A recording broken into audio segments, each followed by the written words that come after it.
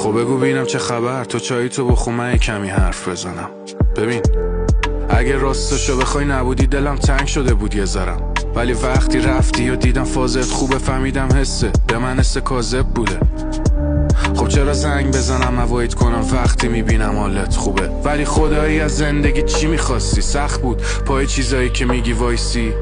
منی که یه شهر ازم آسی بود شدم همونی که تو میخواستی، ولی ندارم هم الان دیگه حسی. شاید بگی الکی میگه و شده هرسی، ولی من همون موقع اسم پرید که جواب دوست دارم و گفتی مرسی. چی شد رفتی فکر کردی که این منم؟ چی شد اومدی زده بودی که غیر منم؟ حالا فهمیدی صدشون هم بذارن نمیشن، هیچ کدومشون صفر منم.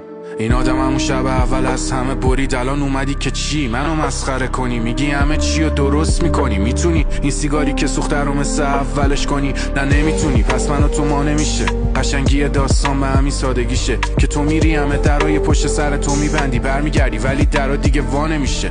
الان چشات داره میباره که چی خودت خواستی بری یه خاطره بشی.